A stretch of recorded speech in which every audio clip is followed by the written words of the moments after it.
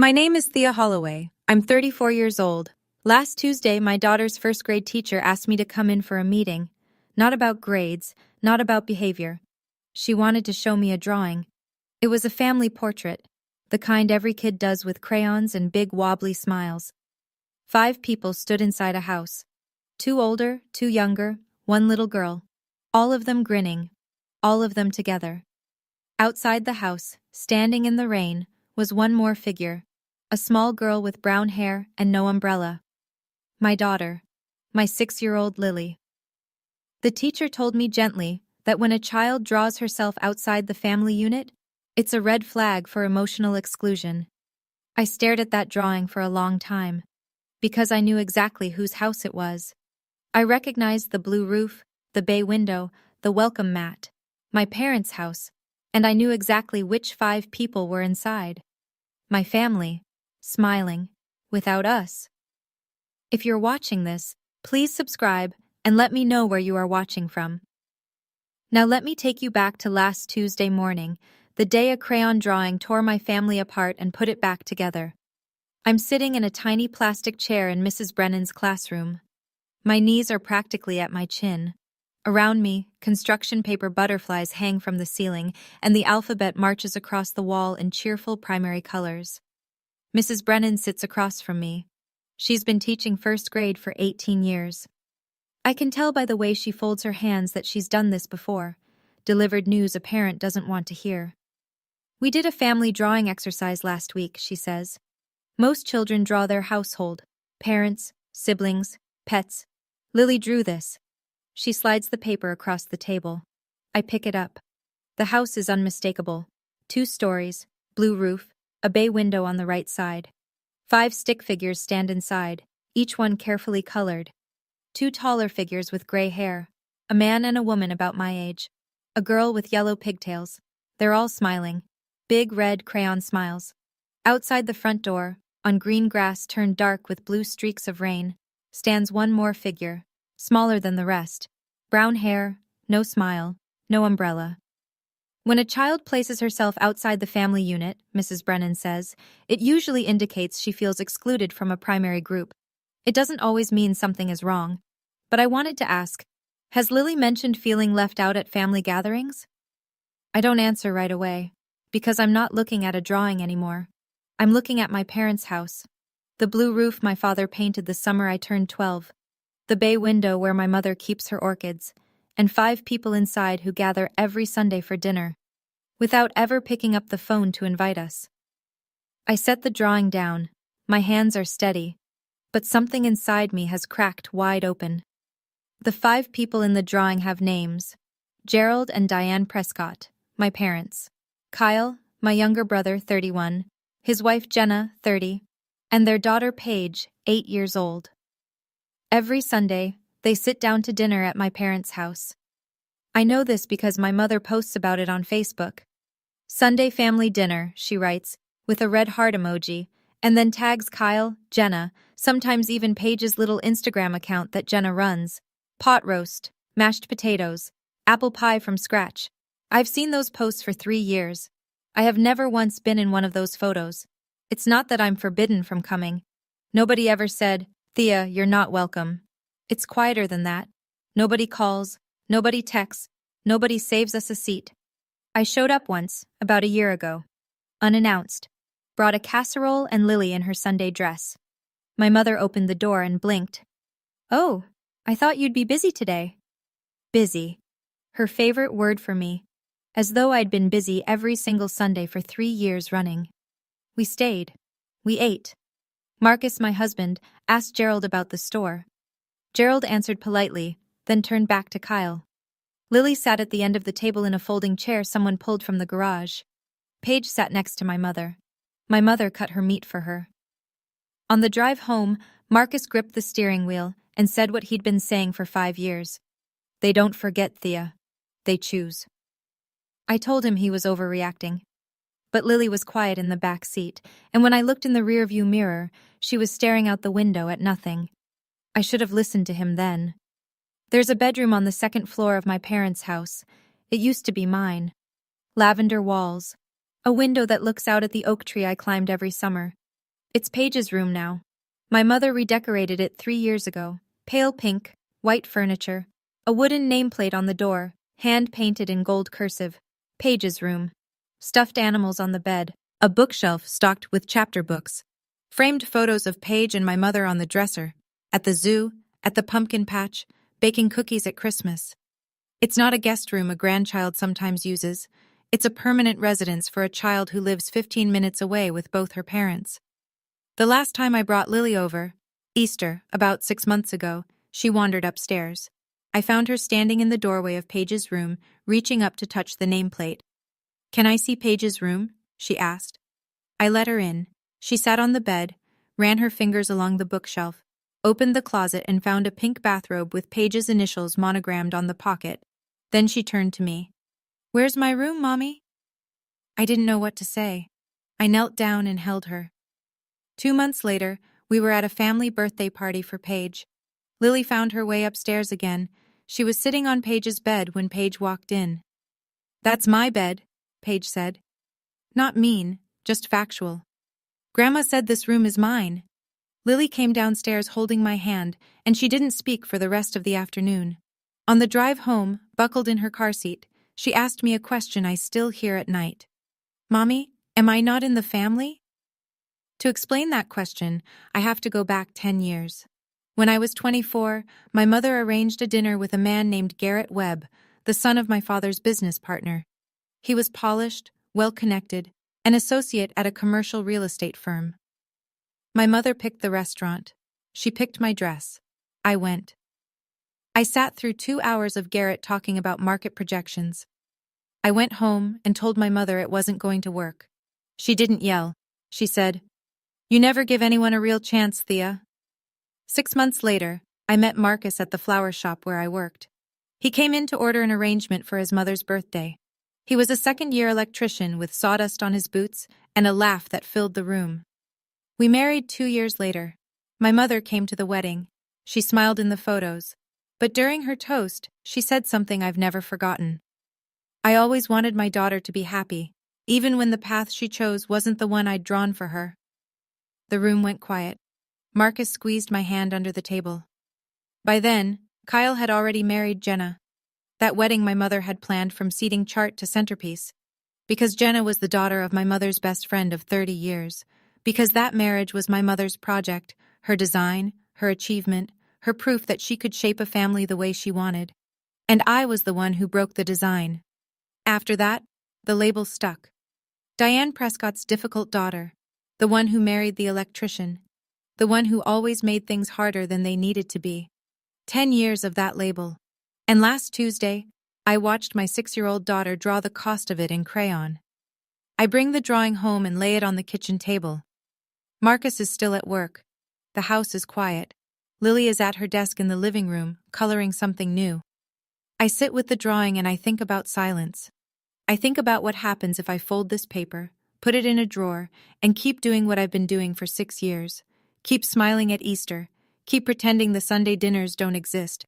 Keep telling Marcus, "It's fine, they're just busy." And I think about Lily. 3 weeks ago, I asked her if she wanted to visit Grandma's house. She used to light up at that question. She used to run to the door before I could find my keys. This time she said, "No. Just no." No explanation, no tantrum. She went back to her coloring and didn't look up. My daughter has stopped hoping. At 6 years old, she has made a decision about a place where she is not wanted, and she has accepted it. That's not resilience. That's resignation. Marcus comes home at 5:30. He sees the drawing on the table. He doesn't pick it up. He stands over it and reads it the way you read something you've known for years but never seen written down. "This is what I've been telling you," he says. "For 5 years. He's not angry at me. He's angry at the system. At the careful, quiet architecture of exclusion that my parents have built, one uninvited Sunday at a time. "It's not your fault," he says. "But it stops now." I look at the drawing again, at the little figure in the rain. And I notice something Mrs. Brennan didn't mention. In her other recent drawings at school, Lily has started drawing herself smaller, shrinking. Dr. Nina Caldwell's office is in a converted Victorian on Maple Street, 3 blocks from the courthouse. Soft gray walls, 2 armchairs facing each other. a box of tissues on every surface. I hand her the drawing. She studies it without speaking. Then she asks questions, precise, clinical questions. How often does Lily see her grandparents? Are the visits initiated by them or by me? Does she have her own space at their house? How does she describe the relationship? I answer everything. When I finish, Dr. Caldwell sets the drawing on her desk and leans back. This is consistent with emotional exclusion, she says. It's not abuse in the legal sense, but sustained patterns of differential treatment between grandchildren can produce measurable effects on a child's sense of belonging and self-worth. I ask her what I should do. I'd recommend a facilitated family conversation, she says. I can write a letter to your parents, not accusatory, but descriptive, outlining what I've observed, what the teacher flagged, and what the research says about this kind of pattern. She pauses. In my experience, when a family sees a child's perspective presented by a neutral third party, it often breaks through denial in a way that a daughter's words can't. I think about my mother, about the way she can rearrange any conversation until she's the reasonable one and I'm the one making things complicated. Write the letter, I say. Dr. Caldwell nods. I'll also want to see Lily for a few sessions. Not because anything is broken, because I want to understand how she's processing this before we bring the family in. I nod. I walk out into the afternoon sun and sit in my car for 10 minutes before I start the engine. Then I call my brother. Kyle picks up on the third ring. He sounds distracted. I can hear Paige singing in the background. Hey, what's up? I don't rehearse it. I just tell him. Lily drew a family picture at school. Her teacher called me in. 5 people inside the house, smiling. Lily's outside, standing in the rain. Silence. She drew Mom and Dad's house, Kyle. 5 people. You, Jenna, Paige, Mom, Dad, all inside. Lily outside.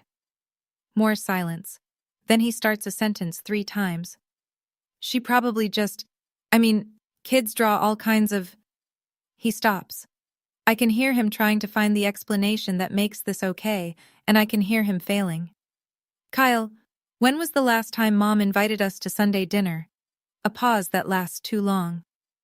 I assumed you guys were busy. We've never been busy on Sunday, not once in 6 years. He doesn't argue. I think that's what surprises me most. He doesn't say I'm overreacting. He doesn't say Mom loves everyone equally. He just sits in the silence with me. Can I see the drawing? He asks. I'll text you a photo. Okay. His voice is different now, smaller. Thea, I didn't realize. I know. Can I call you back?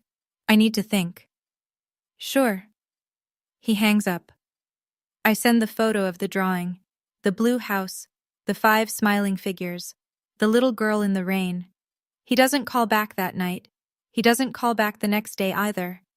I check my phone 11 times before I go to bed. Marcus says, give him time. He's looking at something he's never had to see before. But I'm tired of giving everyone time while Lily stands in the rain. The following Sunday, I decide to stop waiting for an invitation. Marcus buckles Lily into the car seat.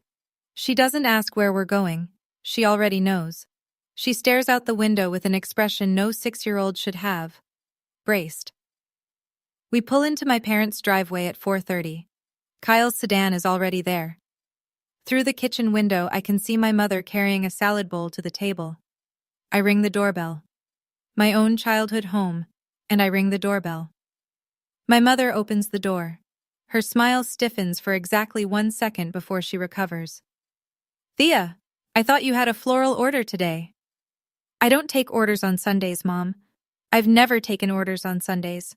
She blinks, then steps aside. Well, come in. Let me set extra places. Extra places, as if we're unexpected guests and not her daughter and granddaughter. The table is already laid, 5 settings, 5 glasses, 5 folded napkins. I watch my mother pull 2 more plates from the cabinet, 2 more forks from the drawer, and I count the seconds it takes her to rearrange everything. She does it with a hostess smile, the way you'd accommodate a neighbor who dropped by unannounced. We sit. Lily ends up at the corner, between Marcus and the wall. Paige sits at my mother's right hand, the same place she always sits. My mother cuts Paige's roast into small pieces, blowing on each one to cool it. Lily watches. She picks up her own fork and cuts her own meat. She's 6. She does fine. 20 minutes in, Lily spills her water. The glass tips, and a puddle spreads across the tablecloth. "Careful," my mother says. "That's my good linen." 5 minutes later, Paige knocks over the gravy boat. Brown liquid pools under her plate. "Oops, don't worry, sweetheart. Grandma will clean that up." Marcus's jaw tightens. Under the table, I put my hand on his knee. My mother launches into the Paige report. It happens every dinner, apparently. Kyle and Jenna have heard it before, but they smile along. "Paige started piano lessons last month," my mother announces.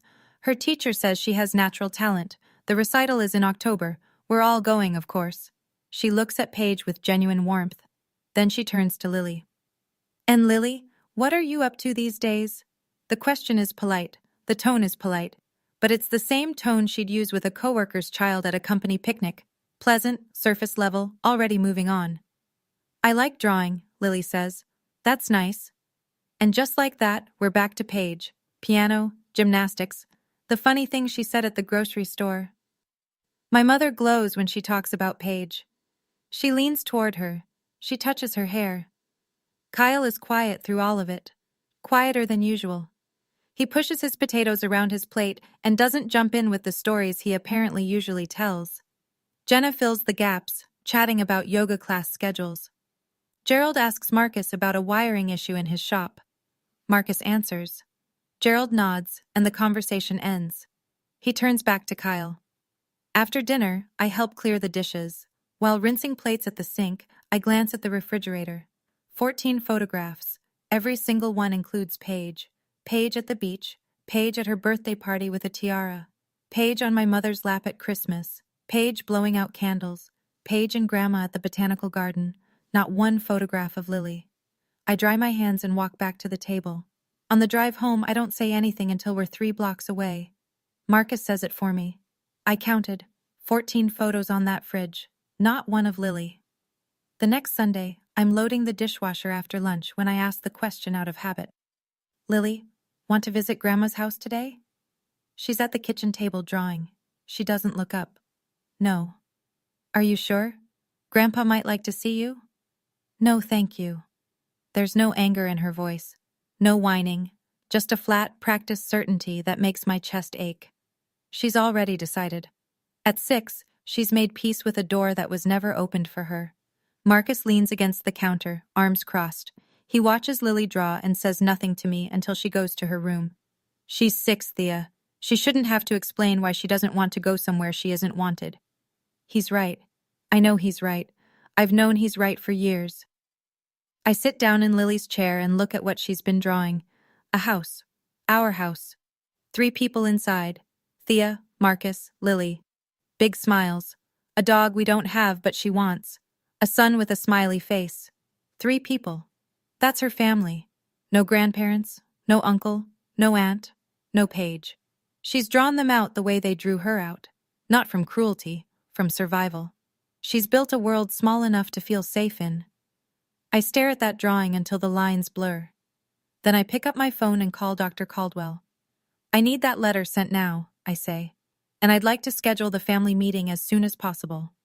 Dr. Caldwell pauses. "Are you sure?" I look at the drawing on my kitchen table. 3 people in a house, the rest of the family erased. "My daughter just drew her world," I say, "and she left everyone out who left her out first." "I'll send the letter tomorrow." The letter arrives at my parents' house on a Wednesday. Dr. Caldwell writes it on her practice letterhead. Professional, measured, precise. She describes the drawing. She references Mrs. Brennan's classroom observation. She summarizes her initial assessment of Lily without using clinical labels. She writes one line that I know will land harder than anything else. Patterns of differential treatment between grandchildren, when sustained, can produce measurable effects on a child's emotional security and sense of belonging. She recommends a facilitated family conversation in her office, not an accusation, an invitation. My mother calls me 47 minutes after the mail arrives. "You sent a psychologist to our house?" Her voice shakes, not with sadness, with fury pressed into a tight, trembling line. You think we're abusing that child? Nobody said abuse, Mom. The letter talks about exclusion. Exclusion. Listen to yourself. Your father and I have loved that girl since the day she was born. Then why doesn't she have a single photo on your fridge? Silence. This is exactly what I mean, she says, and her voice drops into the register I've heard my entire adult life. Cool, certain, exhausted. You always blow everything out of proportion. You always have. I close my eyes. The old label, the difficult daughter, the one who makes things harder than they need to be. I'm asking for a conversation, Mom. That's all. A conversation in a therapist's office with a stranger judging us? No, absolutely not. She hangs up. 20 minutes later, my phone rings again. It's my father. Your mother is very upset, Gerald says slowly. But I read the letter. I read it twice. He pauses. Me conchu duck. Another pause. I'll talk to her, Thea. I wait. And I'm sorry, he says. Quiet. Almost a whisper. I want to pause here for a second. When I got that call from my mom, that voice, half angry, half hurt, part of me almost backed down, almost said, forget the letter, forget the therapist, let it go. Because that's what I'd always done. That was the pattern, and patterns are comfortable even when they're killing you. But then I looked at the drawing on my fridge, my daughter, standing in the rain, and I thought, if I back down now, she'll learn that being invisible is normal. If you've ever had to choose between keeping the peace and protecting your child, let me know in the comments, and please hit subscribe. Now back to what happened next. Kyle shows up at my front door on a Saturday morning. No call first. Jenna's car isn't in the driveway. He came alone. He stands on my porch with his hands in his jacket pockets, and for a second, he looks like the 12-year-old who used to follow me around the backyard. I need to see it, he says. The actual drawing, not the photo. I bring it to the kitchen table. He sits down and holds it with both hands, carefully, the way you hold something that might fall apart. He traces the figures. His finger moves left to right. That's Mom and Dad. Moves down. That's me. That's Jenna. Moves to the small figure with yellow pigtails. That's Paige. Then his finger slides to the right edge of the paper, past the front door, past the green grass, to the little girl standing alone in blue crayon rain. And that's Lily. Yes. He sets the drawing down. He puts his elbows on the table and presses his palms against his forehead. For a long time, neither of us says anything. I didn't know it looked like this, he says. His voice has a crack in it I've never heard before. It always looked like this, Kyle. You just never had to stand outside. He looks up. His eyes are red. I ate at that table every Sunday. I never once asked where you were. Not once. In 6 years. I know. Mom said you were busy. I believed it. Because it was easier. I know that too. He wipes his face with the back of his hand. She told me you were the difficult one. That you pulled away. That you chose to be separate. And you believed her. I did. He stares at the drawing. I'm sorry, Thea. I should have asked. I should have called. I should have saved you a seat. Kyle tells me later what happened when he showed the drawing to Jenna. Her first response was defense. We didn't ask to be treated differently, Kyle. Your mom is just... She's closer to us. That's not our fault. Kyle sat across from her at their kitchen table and said something he'd apparently never said out loud before. Closer? She planned our wedding, Jenna. She picked your dress. She picked the venue. She organized the rehearsal dinner. She chose the flowers. Jenna went quiet. Paige has a bedroom at their house, he continued. Not a guest room, a bedroom with her name on the door. Lily doesn't have a single photo on their refrigerator. Jenna stared at her hands. That's not fair, she said, quietly. That's the point. According to Kyle, Jenna sat with that for a long time. Then she said something that surprised even him. Your mom told me once that Thea was the difficult one, that she always made things complicated. I believed her. I never questioned it. She paused. I thought Thea just didn't want to come around. Kyle told me Jenna started crying. Not dramatic, heaving sobs. The slow, leaking kind. The kind that comes when you realize you've been comfortable inside a system that was built on someone else's exclusion. I don't blame Jenna. I don't even blame Kyle. They weren't architects of this thing. They were residents. They moved into the house my mother built and never looked out the window to see who was standing in the rain, but looking out the window now. Kyle called me that evening. Jenna and I are in, he said. Whatever you need, the mediation, the therapy, we'll be there. For the first time in 6 years, my brother chose to set a place for me. My father calls me on a Tuesday evening. He's never been a phone person. Gerald Prescott is a man who communicates in nods, in the way he holds a door, in the $20 bill he slides into your hand when he thinks you need it. So when he calls, I know something has shifted. I read the letter again, he says. His voice is slow, measured, the way he talks when he's carrying something heavy. The doctor says Lily drew herself standing in the rain? She did, Dad. Long pause. I can hear the television in the background. My mother watching something in the other room. I didn't know that, he says. I didn't know she felt that way. I hold the phone tighter. You were at the table every Sunday, Dad. I know. Another pause. But I didn't see it. I sat right there, and I didn't see it. I close my eyes. Part of me wants to scream. Part of me wants to forgive him on the spot. I do neither. Will you come to the mediation? I ask. Yes. No hesitation. I already told your mother I'm going.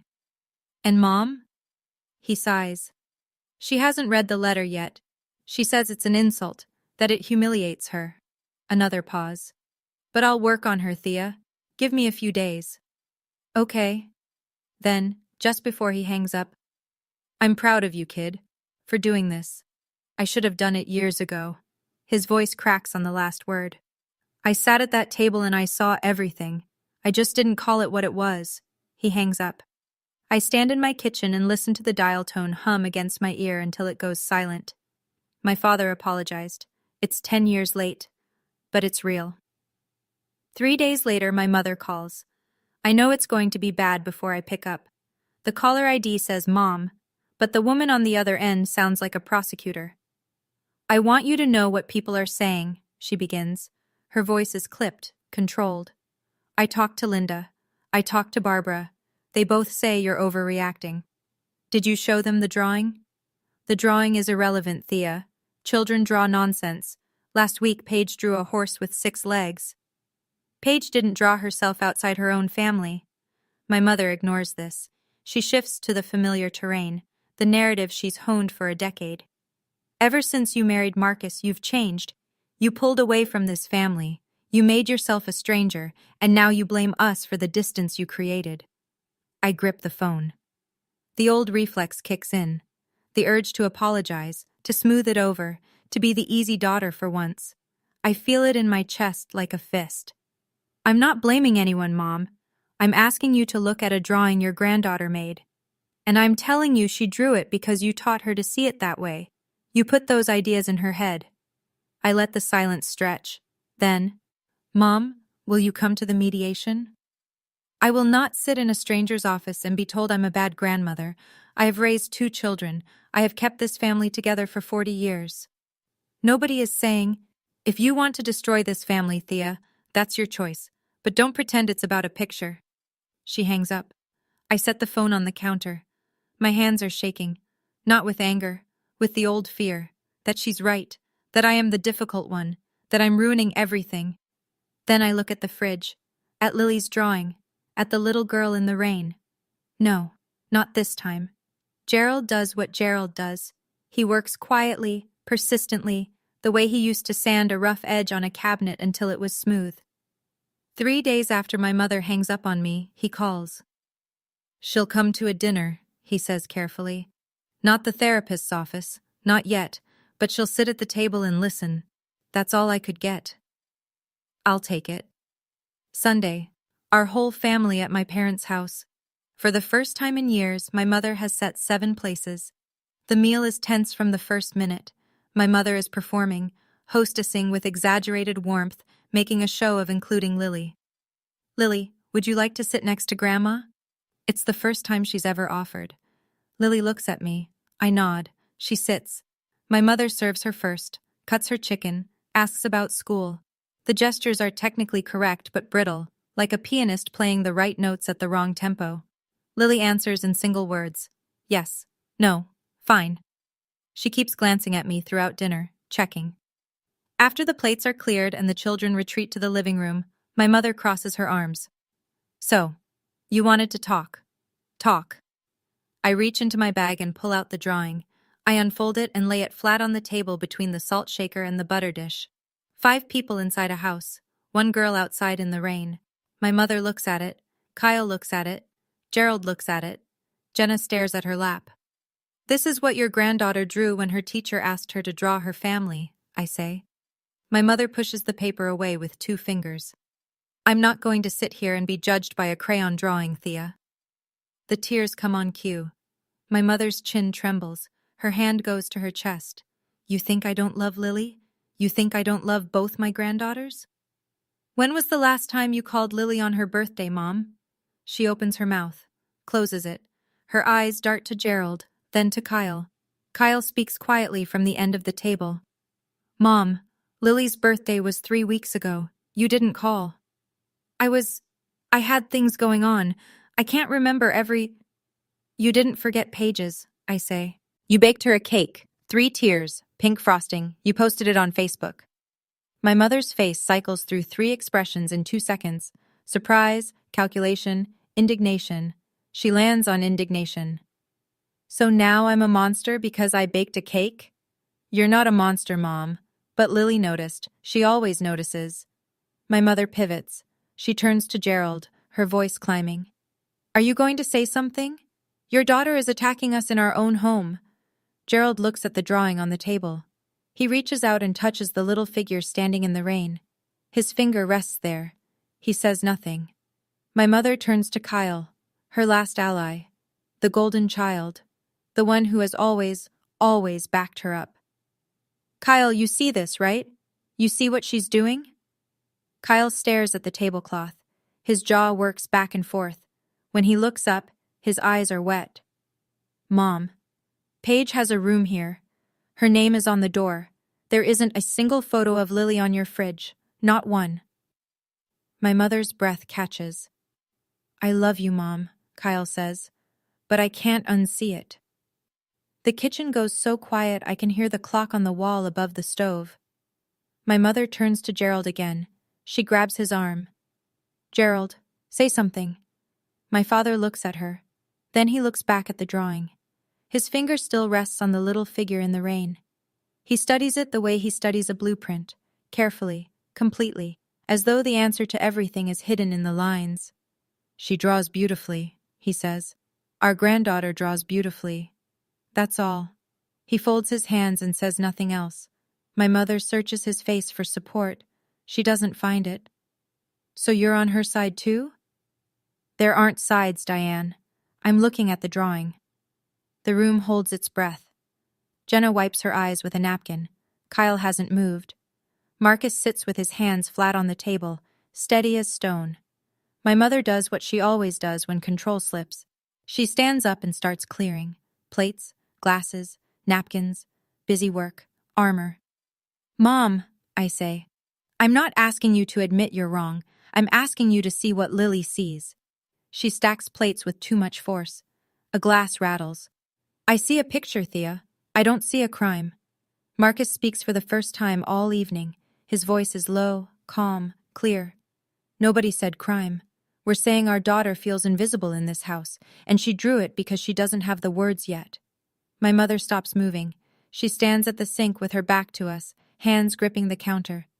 I take a breath. If you won't come to mediation, Mom, then this is the last Sunday dinner I bring Lily to this house. The faucet drips. The clock ticks. In the living room, Paige and Lily are laughing at something on a tablet, unaware that everything is shifting under their feet. My mother doesn't turn around. 2 weeks pass, the longest 2 weeks of my life. Then Gerald calls. She'll come. I don't ask what he said to change her mind. I don't care. She'll come. Dr. Caldwell's office is arranged for the session. 6 chairs in a loose circle, no desk between anyone. Soft light from a floor lamp, a pitcher of water on a side table, no clock visible, which I suspect is deliberate. Marcus and I arrive first. Kyle and Jenna come next. Kyle shakes Dr. Caldwell's hand and introduces Jenna. His movements are stiff, rehearsed, the way people move in a hospital waiting room. My parents arrive 10 minutes late. Gerald holds the door for my mother. She walks in with her purse clutched against her chest like a shield, scans the room, and sits in the chair farthest from me, arms crossed, jaw set, ready for war. Dr. Caldwell introduces herself, sets ground rules. One person speaks at a time. No interruptions, no accusations. We focus on behaviors and their impact. Everyone will have a chance to respond. I want to start with the drawing, Dr. Caldwell says. She places it on the low table in the center of the circle.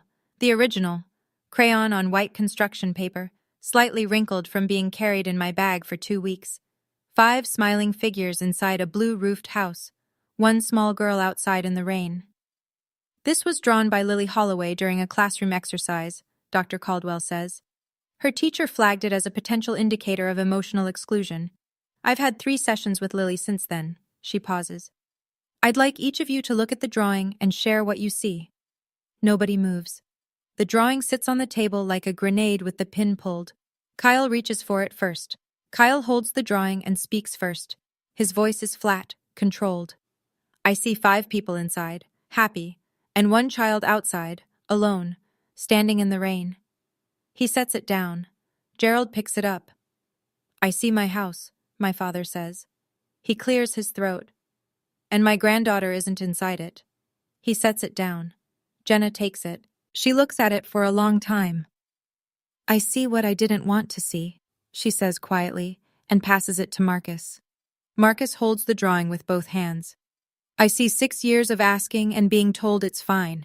I see my daughter learning she doesn't belong. He sets it down in front of me.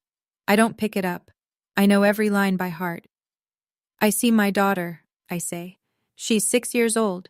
She drew exactly what she experiences every time we visit this family. Dr. Caldwell turns to my mother.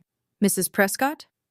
My mother hasn't touched the drawing. It sits on the table in front of her, and she stares at it the way you stare at a document you know will change everything once you acknowledge it. It's a drawing, she says. Children draw all sorts of things. What do you feel when you look at it? Dr. Caldwell asks. Silence. A long silence. My mother's fingers twist the strap of her purse. Her chin lifts, then drops. And then, slowly, without sound at first, her eyes fill. The tears don't fall the way they did at the dinner table, performative and strategic. These come from somewhere deeper, somewhere she can't control. I didn't think she noticed, my mother whispers. I didn't think... She's so little. I didn't think she could see it. Dr. Caldwell lets the silence hold. Nobody moves to comfort her. Nobody moves at all. Dr. Caldwell nods to me. Thea, would you like to share your experience? I've been preparing for this. I've written notes on index cards, but when I open my mouth, I don't need them. Every Sunday for 3 years, I've seen photos on Facebook. Family dinner, 5 people, tagged, smiling. I was never invited. When I showed up on my own, Mom said she thought I was busy. I keep my voice level. I'm not performing grief. I'm reporting facts. Paige has a bedroom in your house with her name on the door. Lily asked me where her room was. I had no answer. Lily's birthday was 3 weeks before the drawing. Mom didn't call. Paige's birthday, Mom baked a 3-tier cake and posted it online. There are 14 photos on your refrigerator. Every one of them is Paige. 0 are Lily. I look at my mother. I'm not angry, Mom. I'm scared. I'm scared that my daughter is going to grow up believing she's not worth as much as her cousin, that she's going to internalize the idea that she's the one who doesn't belong. I take a breath. For 10 years, I told myself I was the difficult one, that wanting to be treated equally was asking too much, that if I just stayed quiet, it would get better. I pause. And then my 6-year-old drew a picture that showed me exactly what staying quiet cost her. Dr. Caldwell turns to my mother. Diane, do you recognize any of these patterns? My mother looks at the drawing. Her tears have dried, but her face has something I haven't seen before. Not anger, not performance, something rawer. I didn't mean for it to be that way, she says. It's not an apology, but it's the first crack in a wall that's been standing for 10 years. Kyle stands up. He doesn't seem to realize he's done it until he's already on his feet, hands at his sides, looking directly at our mother. I need to say something. Dr. Caldwell nods. Every Sunday I sat at that table. I ate the roast. I laughed at the jokes. I watched Paige sit in your lap, Mom, and I never once asked why Thea wasn't there. His voice breaks on my name. Not once. In 6 years. I told myself she was busy. Because that's what you said. And I believed it because believing it was easier than asking why my sister wasn't invited to dinner. He picks up the drawing, holds it in front of him. Lily drew 5 people smiling in a house, and she drew herself standing in the rain, because that's where we put her. Not just you, Mom. Me too. I put her there every Sunday I didn't pick up the phone. He turns to me. His face is blotchy and red and completely unguarded. I'm sorry, Thea. I should have called. I should have shown up at your door. I should have saved you a seat at that table every single week. Jenna is crying silently in her chair. Gerald stares at his shoes. My mother sits rigid, lips pressed together, her hands shaking in her lap. I'm not blaming you, Mom, Kyle says. I'm saying I was part of it. And I'm done. Dr. Caldwell lets the silence breathe. Then she says gently, this is the beginning, not the end. My mother speaks without looking at anyone. I need time. Dr. Caldwell nods. That's fair, Diane. But I want to say something clearly. Lily is 6. She's already drawn 2 pictures of herself outside. She doesn't have years to wait. The session ends. Nobody hugs. Nobody shouts. We just stand up and walk out into the parking lot, blinking in the daylight. Kyle called me that night. He said, I keep seeing the drawing, 5 people smiling, and her standing in the rain. He couldn't sleep, neither could I. But for the first time in 10 years, I didn't feel alone. My brother saw it. My father saw it. Even Jenna saw it. And my mother, she didn't apologize, but she cried real tears, the kind she couldn't control. If this story is hitting close to home, if you know what it's like to be the one outside, drop a comment, share it with someone who needs to hear it, and stay for the rest, because the hardest part is still coming.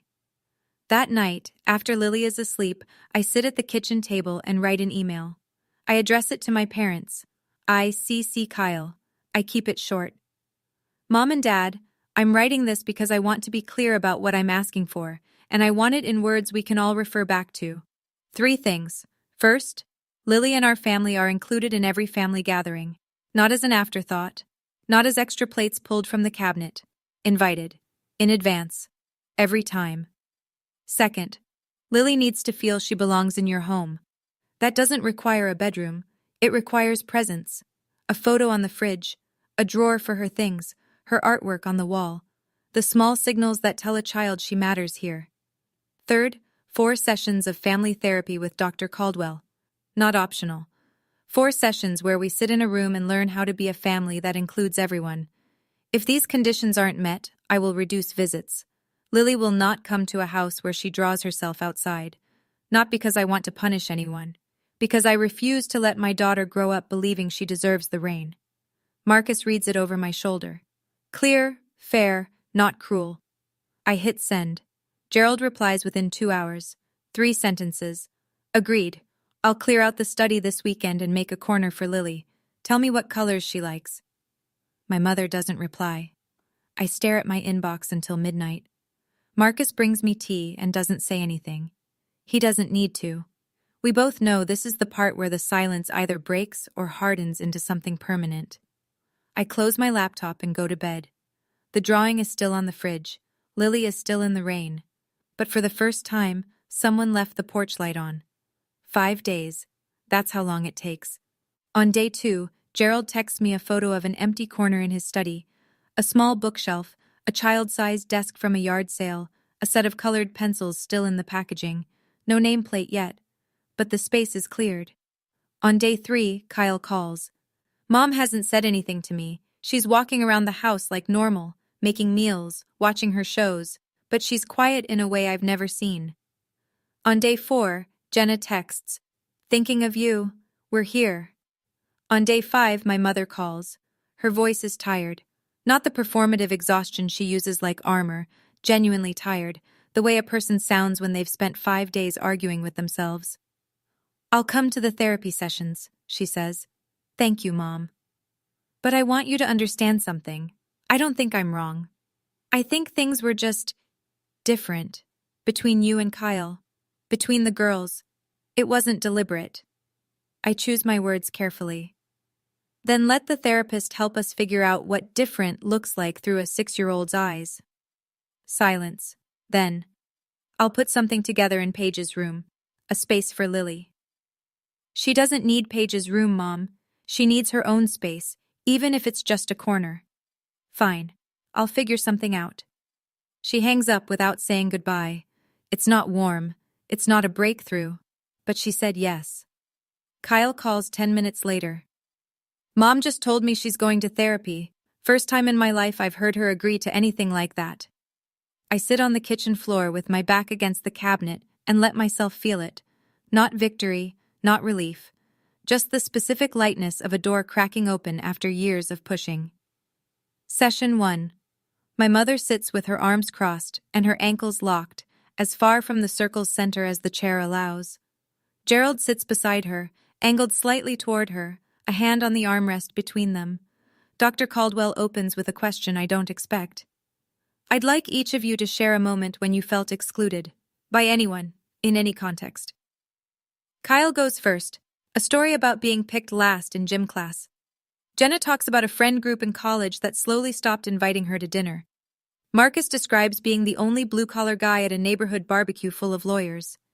Then Dr. Caldwell turns to my mother. Diane? My mother unfolds her arms, refolds them. Then, in a voice stripped of performance, she says something I've never heard before. When Thea married Marcus, I felt excluded from my own daughter's life. She didn't ask for my help with the wedding. She didn't want the man I introduced her to. She didn't... She stops. She didn't need me. I stare at her. You never told me that. Because saying it makes me sound petty. Doctor. Caldwell leans forward. Feelings aren't petty, Diane. But actions built on unexamined feelings can have large consequences. My mother looks at me. Not the way she usually looks at me. Assessing, managing, measuring. She looks at me the way she hasn't since I was a child, like she's actually seeing me. The session ends after an hour. No breakthroughs, no dramatic reconciliation, just 6 people sitting in a room telling hard truths in small doses. Gerald squeezes my hand at the door. I'm proud of you, kid. Quiet, almost a whisper. But enough. We schedule session 2. The door is open, not wide, but open. Here's something nobody warns you about when you shake a family's foundation. The golden child loses his pedestal too. Kyle starts showing up in ways he never did before. He calls me every Tuesday. He FaceTimes Lily on Thursday evenings. He texts Marcus about a wiring project in his garage just to have a reason to talk. But my mother punishes him for it. Not loudly. She's too skilled for that. She does it the way she does everything, through absence. She stops calling Kyle, stops texting about Paige's piano lessons.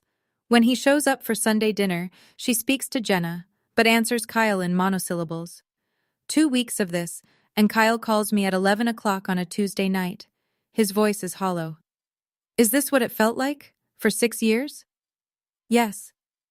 She hasn't called me in 2 weeks. Not once. I've called her 3 times and she answers like I'm a telemarketer. He exhales shakily.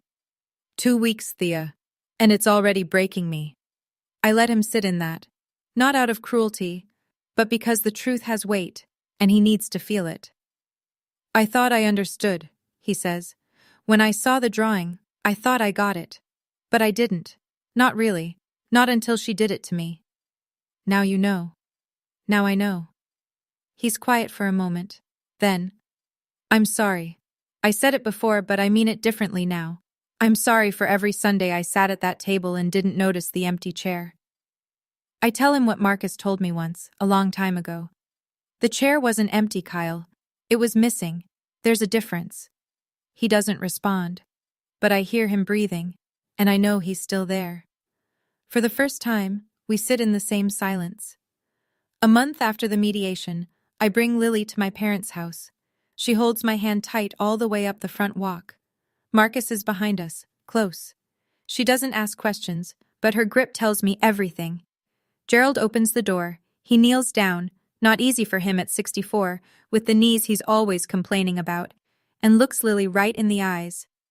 I have something to show you, sweetheart. Come on. He takes her hand and leads her upstairs. I follow. The study used to be Gerald's retreat. A leather recliner, fishing magazines, a mounted bass he caught in 1997. He's cleared a corner by the window. There's a small bookshelf with picture books and a box of crayons. A kid-sized chair he must have found at a second-hand store. A cup of sharpened colored pencils. And on the wall, a wooden nameplate. Hand-painted. Not as polished as pages. The letters are slightly uneven, and you can see where the gold paint dripped. Lily's corner. Lily stands in the doorway. She looks at the nameplate. She reaches up and touches the letters, one at a time, tracing the L, the I, the L, the Y. Then she turns to me. Her face holds an expression I haven't seen in months. Not happiness exactly, but recognition. The look of a child who finds her name in a place she never expected to see it. Grandpa made this for me? He did, baby. She sits in the chair, picks up a crayon and starts drawing. Just like that. No ceremony. Gerald stands in the doorway, watching. He doesn't say anything. He doesn't need to. His eyes are wet and his hands are shaking, and he has sawdust on his cuffs from building that bookshelf. Behind him, in the hallway, my mother stands watching. She doesn't come in. But she's there. I wish I could tell you my mother transformed overnight, that the mediation cracked her open and she emerged as the grandmother Lily deserved all along. That's not what happened. Session 2. My mother participated. She answered Dr. Caldwell's questions. She nodded in the right places. But afterward, Dr. Caldwell pulled me aside. Your mother is in a phase I call compliance without internalization, she said. She's following the rules because the consequences are clear, but she hasn't changed the belief underneath, the belief that the way things were was justified. Will she? Some people do, some people don't. That process can take years. Session 3. My mother described the years when Kyle and Jenna were first married, how she helped with the nursery, how she babysat Paige every weekend. She spoke about it with genuine warmth. Then she glanced at me and said, I didn't have that with you. You didn't want my help. I said, You never offered, Mom. She looked like I'd slapped her. I think for the first time she heard it. Session 4, the last required one, was quiet. No breakthroughs, no tears. My mother shook Dr. Caldwell's hand and said, Thank you for your time. Here's what changed. Lily is invited to 3 out of 4 Sunday dinners now. Not 4, 3. My mother still gravitates toward Paige. She still calls Jenna first. But she called Lily on her birthday. Her voice was awkward and too loud, the way people sound when they're trying hard at something unfamiliar. But she called. Gerald visits Lily every Wednesday afternoon now. He brings coloring books and sits with her while she draws. They don't talk much. They don't need to. Marcus puts his arm around me one evening and says, You finally did it. I shake my head. We did it. We all did. Jenna asks me to coffee. Just the two of us. It's the first time in 10 years. We meet at a place downtown. Exposed brick, mismatched mugs, a chalkboard menu. She's already there when I arrive, turning her cup in her hands. I owe you an apology, she says before I sit down. A real one. I wait. I told myself we were just closer to your parents, that it was natural, that you didn't want to be part of things. She looks at her coffee. Your mom told me you were the difficult one. Early on, before Kyle and I even got engaged. She said you always made things complicated, and I believed her. I never questioned it. You had the room, I say. The seat at the table, the spot on the fridge. It's hard to question a system that's working in your favor. She nods. My mom and your mom planned our wedding. I wore a dress your mom picked out. Kyle proposed at a dinner she organized. I thought that was love. She pauses. Now I'm not sure what it was. I don't fill the silence. She needs to sit in it. I don't want Paige growing up thinking she's worth more than Lily because she sat in the right chair, Jenna says. I don't want her thinking love is a competition she won. Then let's make sure there are enough chairs. We finish our coffee. We don't hug. We're not there yet, and that's okay. But something has shifted between us, the specific relief of two women who've stopped pretending. Jenna starts inviting Lily over to play with Paige on weekends, not through my mother, directly. And the first time Lily comes home from Jenna's house chattering about the fort she and Paige built, I call it progress. 3 months after the mediation, my phone rings during a Tuesday lunch break. It's Mrs. Brennan. Mrs. Holloway, I don't want to alarm you. This is good news. Lily drew another family picture today. I thought you'd want to see it. I drive to the school. Mrs. Brennan meets me at the classroom door with the same kind smile, the same steady eyes. But this time, she's not bracing herself to deliver difficult information. She's holding a piece of construction paper, like a gift. I take it. The house is the same, 2 stories, blue roof, bay window. But inside, there are 7 people, not 5. I find them one by one.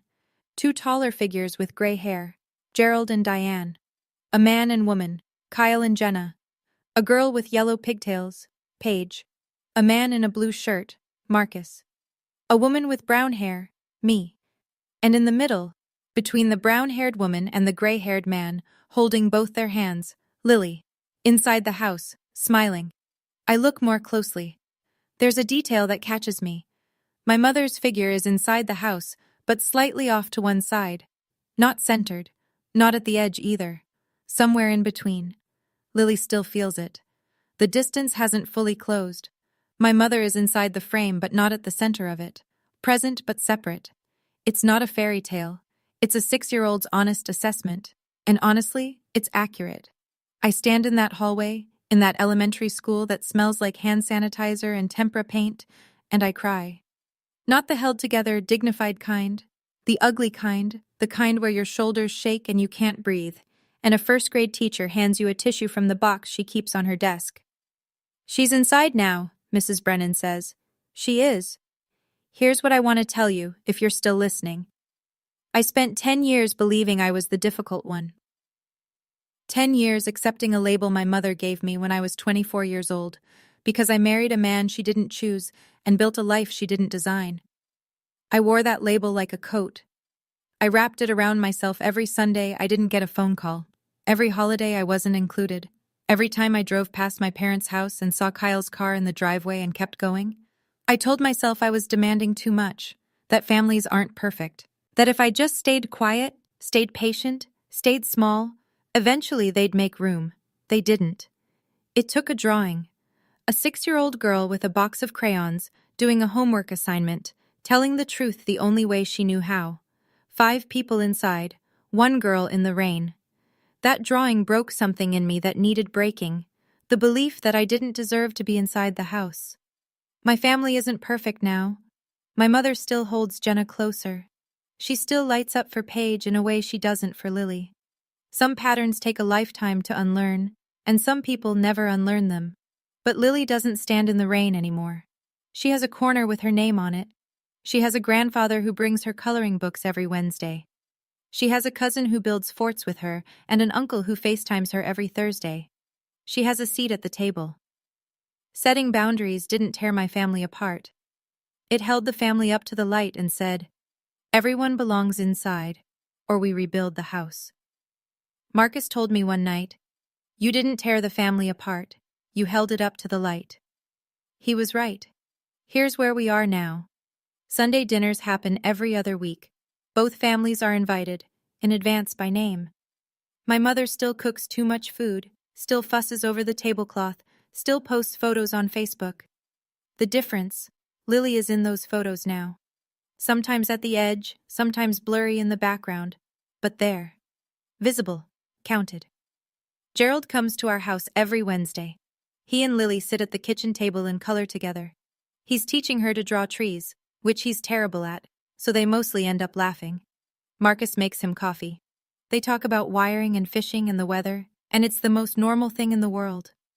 Kyle and I talk every week, real conversations, not the surface-level check-ins we did for years. Paige and Lily play together most weekends, building things, drawing things, inventing elaborate games with rules only they understand. They don't know about the mediation, the letter, the tears. They just know they're cousins, and that's enough. My mother and I are careful with each other. We talk more than we used to, but we feel our way around the bruised places. I don't think she'll ever fully understand what she did. But she tries, in her way. She tries. I keep the first drawing in my nightstand drawer. I don't frame it, and I don't throw it away. It's a reminder, not of what my family did wrong, but of what my daughter did right. She told the truth, with crayons, at 6 years old. The second drawing, 7 people inside the house, all together, hangs on our refrigerator at home. Right next to a photo of our family at the county fair, Marcus with cotton candy in his beard, Lily on his shoulders, all 3 of us laughing. One day, when she's older, I'll tell Lily about the first drawing, and I'll say, "You spoke the truth that this family was afraid to hear. And because of you, everything changed." But for now, she draws, every day. Bright colors, big smiles, everyone inside, and not a single drop of rain. That's my story. And if you're still here, thank you for staying with me. If you've ever felt like the one standing outside the house, I want you to know something. You're not difficult. You're not asking for too much. You're asking for exactly what your child deserves. Now I have a question for you. What would you have done? Would you have shown the drawing? Or would you have put it away and kept the peace? Let me know in the comments. And if you want more stories like this, check the description. I've got a few that might hit even harder. See you in the next one.